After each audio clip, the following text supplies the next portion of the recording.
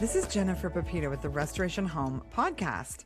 This is a show where we talk about life-giving habits for a flourishing family culture. Today on the show, I want to talk about overcoming motherhood fears. I wrote about this in my book, Mothering by the Book, and some of these practices I'm going to talk about today are so powerful for helping us overcome the fears that take away the joy of homeschooling and motherhood. I learned these practices in large part through reading out loud to my kids. You know, as I was reading these books, I started noticing practices by the people in these books. And so I'm going to share some of them today. And the first one is the book Baby by Patricia McLaughlin. It's a beautiful book about this baby that gets dropped on a family's doorstep. But in this story, the family has dealt with child loss, and so they're really having a hard time being present with each other, and this creates a lot of trauma for the children. But once this new little baby gets dropped on their doorstep and they start taking care of it together, they start learning how to be present. The book is a beautiful read aloud if it's not too sensitive of a subject for your family. But I just want to give you a few of the tips that I learned through my focus on being present with my children. One of them, stop looking at your phone so much. Like, have special hours that you do your office hours, but don't just carry your phone all day around with you looking at it. It's so bad for the attention in your home, for your attention. Do what you can to sort of make phone hours specific hours. And I'm not an affiliate for this, but someone just told me today about this thing called a tin can phone that you plug in. And it's almost like a landline that you and your children could use as an extra phone if you want to get better at putting your cell phone in a drawer. The next one is simplify meals. Like, in your homeschool days, you're not going to have time to be a gourmet cook unless that is a subject that you're teaching your children. And so if you can, make sure you have easy access, high protein snacks in the morning so your kids aren't going hungry while you're doing your quiet time. Make sure that you have, simple meal, like a static meal plan, something you do every night of the week, the same things.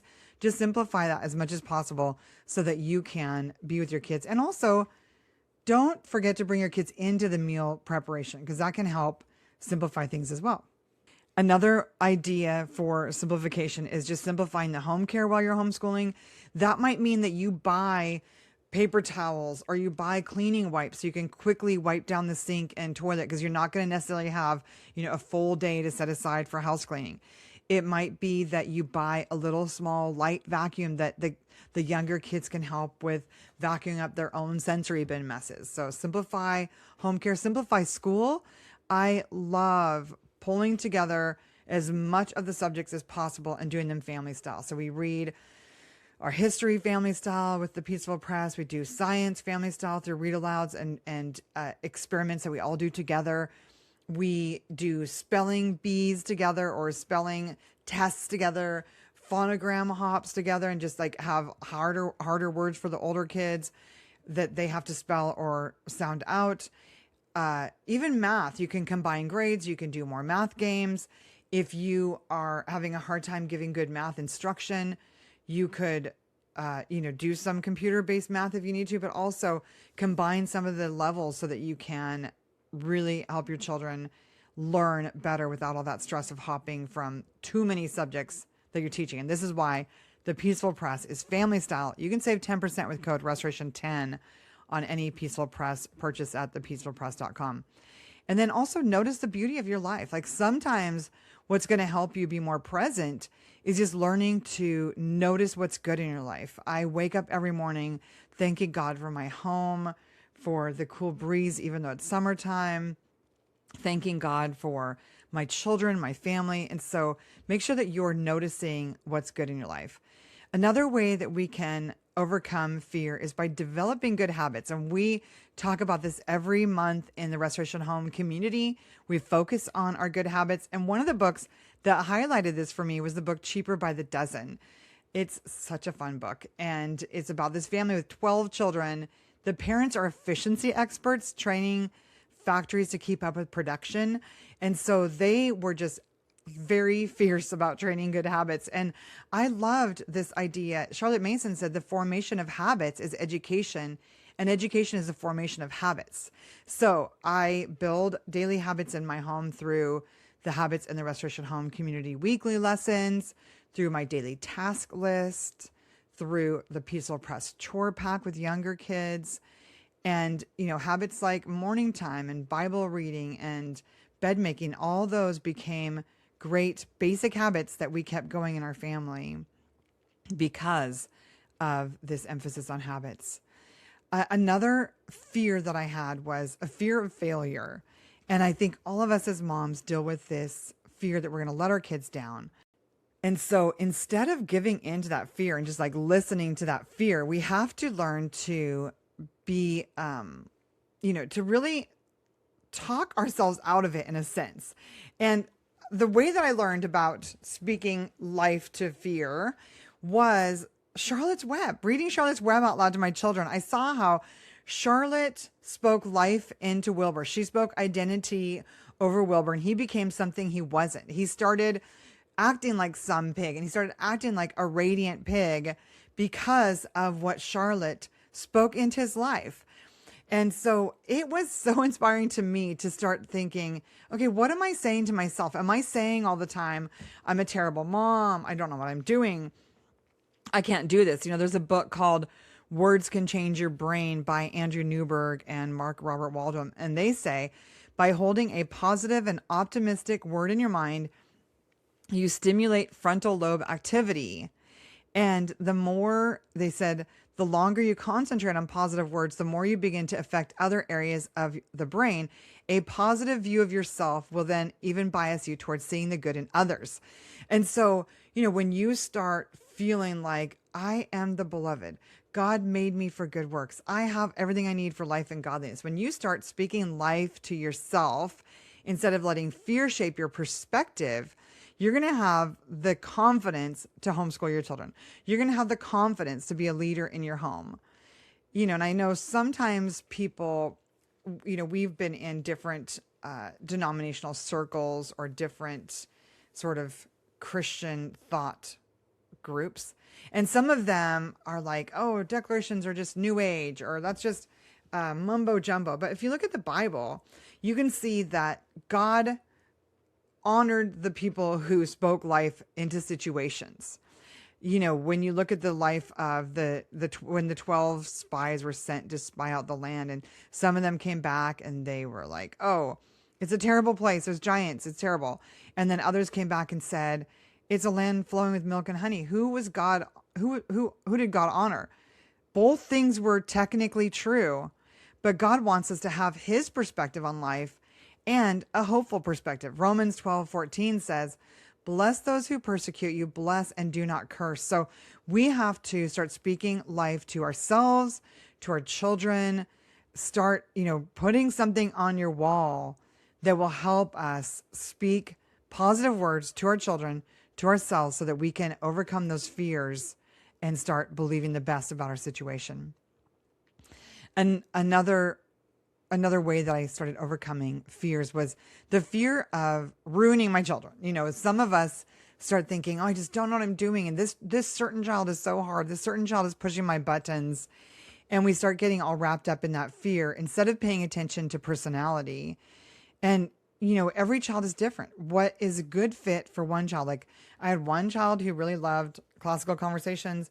Another one, they didn't like that open-ended, non-grading way that challenge A, for instance, works.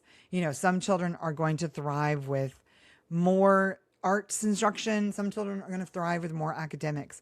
And so being really aware of your child and where their gifts are is going to help you. And obviously, there are basics that all children should learn. In his book, The Crown of Wild Olive, John Ruskin said, the entire object of true education is to make people not merely do the right thing, but enjoy the right thing, not merely industrious, but to love industry, not merely learned, but to love knowledge. And then John Adams said, the only foundation of a free constitution is pure virtue. And if this cannot be inspired into our people in a greater measure than they have it now, They may change their rulers and their form of government, but they will not obtain a lasting liberty. So we do need to teach our children to be virtuous. We do need to teach our children what is good. We do need to teach our children basic civics. But all of this could be done in ways that are more accommodating and nurturing of our child's personality, of their learning style, of their developmental age. Some children just aren't ready for a lot of seat work or a lot of writing. They need more motor skills training first. And so being aware of your child's personality is going to be so helpful. Another way that I overcame fear was by knowing my purpose. And I read this book called The Railway Children, which really highlighted this for me, because in The Railway Children, the family goes through this terrible setback. Their dad goes to prison over a false charge, and they all of a sudden lose everything. And as I noticed, as I was reading that book, I noticed how the mom kept being very consistent to her values despite the setback. Like, she didn't start acting like a different kind of person. Like, she continued living a noble life despite how her circumstances had changed. And she didn't start comparing herself to others and whining about how poor they were at that moment. She just kept her eyes on that vision. And I think it's so important to continue looking at your vision as you're homeschooling, because for some of you, you might have a vision to be homesteaders. And so you're going to have a little bit less time maybe to devote to sports or music practice. Some of you, you have a vision to have children who are very skilled musicians. And so you're probably going to have to maybe let go of some homestead dreams. I remember there was a blogger who had moved out to a homestead, and then she realized, actually, this is not the life for us. We're going to switch gears and do something else now. We can't do everything well. And so deciding what's important to you, and we have a free family vision guide on the Peaceful Press website. We'll link that. Developing a vision is one of our core habits that we do in the Restoration Home community.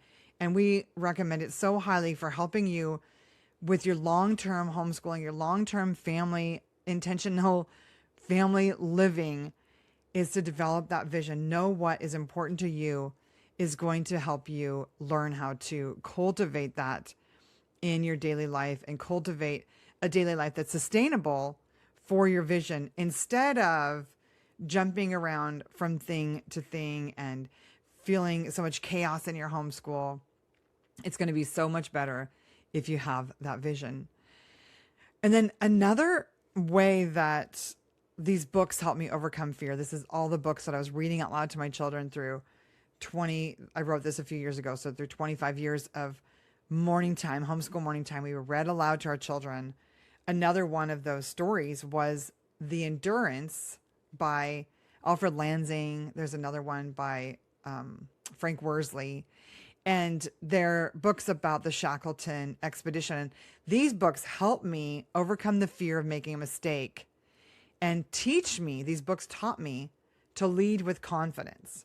Because as I was homeschooling and parenting, I started coming on seasons with children where I felt like I didn't know what I was doing. I felt really inadequate as a mom. And these feelings of inadequacy actually started bringing up a lot of passivity in my parenting. And passivity is not your friend in parenting, because children need leaders. They feel safer when they know that somebody is in charge. And as I read this book, The Endurance, out loud to my children, and they were stranded on an Arctic ice floe in Antarctica. And they were stranded on icebergs, basically. Their ship sank, and it's in the early 1900s, so there's no cell phones, no satellite, there's no way to get back. And I watched how the leaders of this expedition kept on pushing forward and doing the right thing for their crew and giving confident instructions to their crew. Like, they could have sat there and said, oh my gosh, I'm a terrible leader. I don't know what I'm doing. I've obviously made so many mistakes as a leader, and so I'm just going to quit. You guys figure out how to get back to land yourselves. Everybody would have died. But that's not what they did. Instead of doing that, they kept on giving instructions. Sometimes the instructions they gave were actually kind of pointless. They just were trying to keep their men busy to keep morale up. And so, as a mother, you have to keep morale up in your crew. Start thinking about your little crew like your own little ship of people. Like you're the captain when your husband's away at work, and often you're the visionary. And so giving your children a vision, giving them an idea of where you're going. And one of the things that really helped me restore vision for myself was actually learning to forgive myself, because as moms, we can get so caught up in meditating on our mistakes that we've made and meditating on all the things we've done wrong that we really don't let our families move past that. We hold ourselves in such contempt. Maybe we're holding our husband or our children in contempt, and we're not letting our family grow beyond those mistakes. So for me, I had a process I learned through a ministry called Nothing Hidden Ministries. And it was a forgiveness prayer that went something like, God, thank you for forgiving me of all of my sins. Because of your forgiveness, I choose to forgive myself, or maybe the child who's been really hard to homeschool that year, or I choose to forgive my husband. Maybe I was frustrated with my husband for something. And I was really thorough about it, because sometimes I know Christians have been hurt in the past by their pastor or their counselor saying, well, you just need to forgive. You just need to get over it.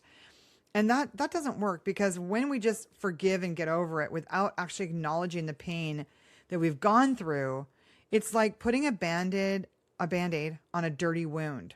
It really doesn't heal. And it doesn't heal until you clean it out. And that's what grieving and crying and having a moment to process the pain does. And so as you're working through this forgiveness, you can name some of that. You can say, I forgive myself for the ways that I checked out on my kids. And I forgive myself for the ways that I, kind of gave up on them. I forgive my child for embarrassing me at co-op. I forgive my husband for not doing family Bible time with our kids, or whatever those things are. You can list it out, because it did hurt. It was hard on your family. But as you forgive and then bless that person, I bless myself. Thank you, Jesus, for the blessings you've bestowed on us. And I receive those blessings. And so, thank you, God, for blessing my husband with wisdom. Thank you, God, for blessing my children with self-control, and just, really bless those family members with the missing pieces, so that you can start this year with so much more peace and joy in your family. And then the last one, the last fear that I want to talk about was just the terror that sometimes we face as moms. I remember having a child who had a really bad cough, and just that terror that would rise up. It's usually in the middle of the night, they start coughing really bad. And you're in that situation where you're like, do I go to the emergency room? Do I, it really actually helped me, honestly, moms, to get an oximeter, because then you kind of have an idea, like where are they at with their breathing? Do they have enough oxygen? But it was just there's those moments of terror that come up for us as moms, where we really don't know what to do, and we get so dysregulated. Our heart rate goes up, and we feel so scared, and we maybe even start acting crazy, like slamming doors or screaming at people, because we're just so scared. And if we can learn how to regulate with Jesus instead of letting ourselves be pulled into terror, we're going to be able to create such a more peaceful family for our beautiful family to live in. I was talking to a friend recently. This is one of my theories, and a counselor shared this idea with me. And then another friend recently was listening to a podcast that confirmed this, that the more peaceful and calm you are as the mother, the more peaceful and calm the people around you are going to be. And so what we have to do is start connecting with Jesus, attuning with Jesus in a newer and deeper way, so that we can let go of that fear and experience more of that peace in our bodies, so we can have more of that peace in our families. Some of that is just taking a deep breath. So if you're listening right now, just take a deep breath. Take a deep breath, mom. Let your body relax a little bit. Some of that is thinking about happy memories. When we think about happy memories, there's a lot of neuroscience around this. It puts our body in a more relaxed state. And this has transformed my parenting and my homeschooling. In the Peaceful Press curriculum, we build in moments of joy. We build in happy memories for you when you're doing these projects with your children, when you're baking or setting up a little pretend farmer's market, or setting up your little immigrant sale booth. Like there's so many fun projects in the Peaceful Press resources that you can then look back on as those happy memories. And when you look at a happy memory, when you remember a happy moment, it puts your body in that more relaxed state. It helps us feel more peaceful. And sometimes even it might be imagining Jesus with you in that happy memory. Maybe it's, asking Jesus to come and comfort you in some of the bad memories that come up. Some of the fears in my life, I realized came from moments in my childhood where I was alone. And the crazy thing is, often those experiences in childhood become sort of entrenched in the way we act as adults. And there's a lot of science around this with the internal family systems approach, where they look at how trauma in childhood almost creates these like sort of a brokenness in us, where some parts of us are over functioning. And, when we invite Jesus in to sort of connect and integrate every part of us, when we invite Jesus to come close and speak to us, even in those scary moments, there's a verse in Matthew. It says, Jesus said, I am with you always, even to the end of the world. And so when we start, thinking of those happy memories and imagining Jesus with us and letting him speak to us about those situations and bringing that peace into our hearts, it creates a completely new dynamic in our families. For me, one of those really traumatic memories was a storm. Actually, I was molested as a child, and that was traumatic. But the more traumatic memory for me is this storm that happened when I was a child, and I was really afraid. My parents were we lived on a dairy farm, and so my parents were trying to milk the dairy cows, but there was like thunder and lightning happening outside, and I think a cow maybe got struck by lightning. I was very young when this happened. And so there's this big dramatic, like the cows are all screaming, and one of them kind of slipped off the side of the, milking stanchion. And just, my mom, when she saw me can't come in, she just had me sit on a bench because she was busy trying to take care of the cows with my dad. But it opened the door for a lie that I was alone. And it was just this very scary moment in childhood. And so as an adult, when I have invited Jesus to speak to me in that memory, to like almost say, Jesus, come and be with me in this scary memory, the new pictures that Jesus gives me in my imagination, this is my imagination, or is it a vision? I don't know. But, seeing Jesus like come and hold me in that, or we run outside in my imagination, we're playing out in the thunderstorm, and it's like it made what was a scary moment that actually then led to a lot of other mistakes and problems in my life has been remade into a happy memory with Jesus. And it's so incredible because this then changes our whole, our way of being, when fear is not locking us down like that and lying to us. There's one of my friends has a saying. She says, any area of your life that is not glistening with hope is under the influence of a lie. And, Psalm 37, yet a little while and the wicked will be no more. You'll look at his place and it will not be, but the meek will inherit the earth and delight themselves in the abundance of peace. So the promises of God are peace.